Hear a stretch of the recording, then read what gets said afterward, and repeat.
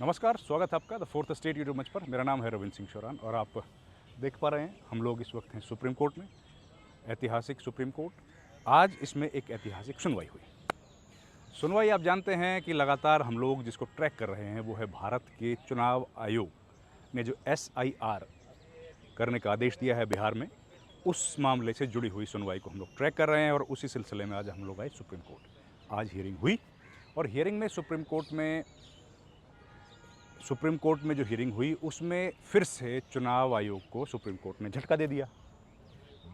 ज्ञानेश कुमार जो कि कई सारी बातें शेयर नहीं करना चाह रहे थे या चुनाव आयोग जो कई बातें बताना नहीं चाह रहा था, उन बातों पर सुप्रीम कोर्ट ने तल्ख टिप्पणी की। हुआ क्या?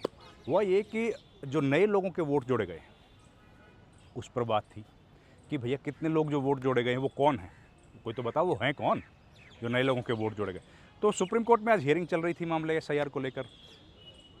याचिकाकर्ताओं की तरफ से कहा गया कि जो नए लोग जोड़े गए हैं, चुनाव आयोग वो क्यों नहीं बता रहा कि भैया वो हैं कौन, कौन लोग हैं। वो नए लोग हैं, नए लोग मतलब जो 18 साल से ऊपर के पहली बार वोट करने के लिए जा रहे हैं वो लोग हैं, या फिर वो लोग वो हैं जो 65 लाख लोगों की सूची में जिनका नाम था, जिनका नाम काट दिया गया था, उनको दोबारा मौका दिया गया। ये सवाल आया। तो इस पर राकेश द्विवेदी जो कि सुप्रीम कोर्ट में पक्ष रख रहे हैं चुनाव आयोग का, वो खड़े हुए। उन्होंने कहा कि हमने तो पूरी लिस्ट आपको दे दी है, मतलब कि नया जो SIR का ड्राफ्ट लिस्ट थी और जो फाइनल रोल है वो हम लोगों ने आपको दे दिया है।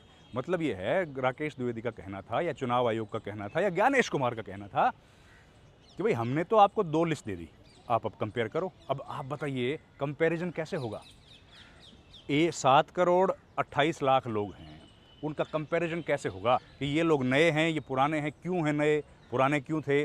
और ये जो नए लोग जिनका ड्राफ्ट किया गया है उनका इसलिए किया गया है क्योंकि उनकी 18 साल की उम्र अब हुई है, या फिर इसलिए किया गया है कि इनको नाम हटा दिया गया था जिनकी उम्र किसी की 70 साल है, किसी के 75 बरस है, ये कारण है। तो उन्होंने कहा कि भाई आप अपना खुद देख लो। पर इस पर सुप्रीम कोर्ट ने स्पष्ट कह दिया है कि उन लोगों की सूची जिनका नाम नया रजिस्टर किया गया है, उनकी जानकारी आपको देनी पड़ेगी, अगली तारीख से पहले देनी पड़ेगी। परसों सुनवाई फिर से है। तो ये एक बड़ा अपडेट है। इस वक्त का जो सबसे बड़ा अपडेट है, सुप्रीम कोर्ट ने एक बार फिर से ज्ञानेश कुमार को झटका दिया है और झटका जो दिया है वो अब कल ही घोषणा हुई। और ये भी बात आई, देखिए, क्योंकि इलेक्शन कमीशन ने जिस तरह से चुनाव की घोषणा की, इलेक्शन कमीशन ने जिस तरह इलेक्शन की घोषणा कर दी थी, कल हम लोग उस प्रेस कॉन्फ्रेंस में मौजूद थे, आपको जानकारी है। मैंने सवाल भी पूछा था, सवाल का जवाब नहीं दिया, उस सवाल पर आता हूँ इसके बाद। तो हमने उनसे जो आज ये बताया इलेक्शन कमीशन के वकील राकेश द्विवेदी जी ने कि भैया हम लोगों ने इलेक्शन की घोषणा कर दी है और अब आप ये मसला लेके मत आओ, अब आप हट जाओ सामने से, मतलब जो हो रहा है उसको होने दो, ये बात उन्होंने बोली। अब इलेक्शन कमीशन ये बात कह रहा है कि अगर सही है गलत है छोड़ दो, क्यों? क्योंकि प्रोसेस शुरू हो गया है। इलेक्शन का प्रोसेस एक बार शुरू हो जाता है तो उसमें दखल मत दीजिए, ये बात उन्होंने कही। इस पर भी सुप्रीम कोर्ट ने तल्ख तेवर अख्तियार किए, और क्योंकि सुप्रीम कोर्ट पहले ही बोल चुका है कि अगर SIR में कोई त्रुटि हुई तो हम लोग शुरू से, पहले जगह से, फर्स्ट डे से, अब इनिशियो इसको ख़त्म कर देंगे, इसको कैंसिल कर देंगे, ये बात कोर्ट बोल चुका है। आज भी कोर्ट ने कहा कि आपको वो नामों की सूची देनी पड़ेगी जिन लोगों के नाम नए ऐड हुए हैं, और वो लोग कौन हैं ये भी हमको बताना पड़ेगा। तो बड़ा महत्वपूर्ण था। और इलेक्शन कमीशन लगातार ये कोशिश करता रहा कि किसी तरीके से बच के निकल जाए या किसी तरीके से पूरा जो हियरिंग है उसमें कुछ नए लूप होल क्रिएट कर सके, और ख़ास तौर पर इस बात को एक ढाल बना सके कि इलेक्शन जो है वो शुरू हो गया है, क्योंकि प्रोसेस चुनाव की 2 फेज़ की घोषणा कर दी है, इसलिए अब इलेक्शन कमीशन के काम में कोई दखल ना दिया जाए और इलेक्शन कमीशन को काम करने दिया जाए। लेकिन अब जानते हैं सुप्रीम कोर्ट जो है वो तो नज़र रखे हुए था, और सुप्रीम कोर्ट ने इस बात को कह दिया कि पूरी सूची आप जारी करो, पूरी सूची हमको दो कि किन लोगों के नाम हटाए गए हैं, किन लोगों के नाम जोड़े गए हैं, वो जानकारी हमको देनी चाहिए। अब सवाल ये भी उठा कि भाई कितने लोग इससे प्रभावित हैं। राकेश द्विवेदी ने कहा कि भाई एक भी व्यक्ति ऐसा नहीं आया है जिसने कि चुनाव आयोग के सामने ये बात कही हो कि भाई मेरे साथ कुछ गड़बड़ हुई है, मेरा वोटर लिस्ट में नाम नहीं है, या जो नई ड्राफ्ट लिस्ट आई है उसको चैलेंज किया हो, एक व्यक्ति भी नहीं आया। इस पर चुनाव आयोग जो है उसने ये कहा, तो इस पर सुप्रीम कोर्ट ने कहा कि भाई ये बात सही है क्या, सुप्रीम कोर्ट ने पूछा। तो इस पर प्रशांत भूषण जो कि याचिकाकर्ताओं के वकील है, उन्होंने कहा कि अगर ये बात है तो आप बताइए कितने लोगों को हम लोग पेश कर दें आपके सामने। आप कहेंगे तो 100 को पेश कर देंगे, ज़्यादा को पेश कर देंगे, और आप कहेंगे तो जितने लोगों को आपको चाहिए उतने हम लोग आपके सामने कर देंगे पेश। कौन लोग? जो कि प्रभावित हुए हैं। ये बात उन्होंने बोली। तो इसलिए आज लंबी चौड़ी बहस हुई। सरकार की तरफ से जो कोशिश की गई थी वो हमने देखी। सरकार तो खैर इसमें नहीं है पक्षकार, इसमें तो पक्षकार चुनाव आयोग है और याचिकाकर्ता हैं।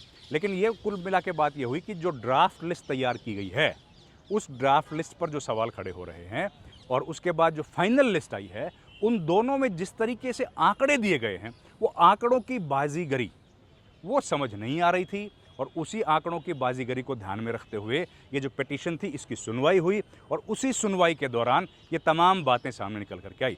अब हियरिंग जब होगी तब वो लिस्ट जो है, वो ड्राफ्ट लिस्ट जो है वो देनी पड़ेगी, और गुरुवार को हियरिंग होगी इस पर। गुरुवार को जब हियरिंग होगी तो उम्मीद है कि वो लिस्ट आएगी और उस पर हम लोगों को पूरी तफसील से इन्फॉर्मेशन मिल जाएगी क्या क्या मसले हैं। अब हम लोग बात करते हैं कि कल की जो हियरिंग थी, कल की जो प्रेस कॉन्फ्रेंस करी थी चुनाव आयोग ने, ज्ञानेश कुमार ने, उसके बारे में कितना हुआ सर? उसके बारे में बता देता हूँ। कल प्रेस कॉन्फ्रेंस हुई, हम लोग उस प्रेस कॉन्फ्रेंस में गए। हमने सवाल पूछा ज्ञानेश कुमार से कि ज्ञानेश कुमार जी ये बताइए कि आपकी जो साख है वो निम्नतम स्तर पर है।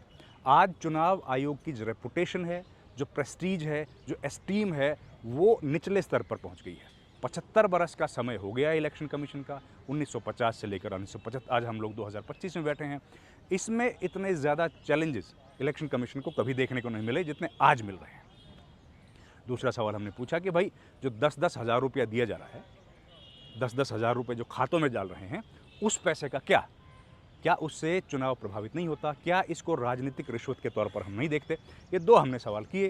प्रेस कॉन्फ्रेंस हो रही थी, दोनों सवालों का जवाब नहीं दिया गया, दोनों प्रश्नों को टाल दिया, दोनों सवालों का कोई जवाब नहीं दिया। अब ये घटनाक्रम हुआ था, और देखिए कल की जो प्रेस कॉन्फ्रेंस हुई, एक उम्मीद थी कि भाई इलेक्शन कमीशन प्रेस कॉन्फ्रेंस कर रहा है, बिहार चुनाव की घोषणा करेगा। 2 फेज़ में बिहार चुनाव की घोषणा हुई है, आप जानते हैं।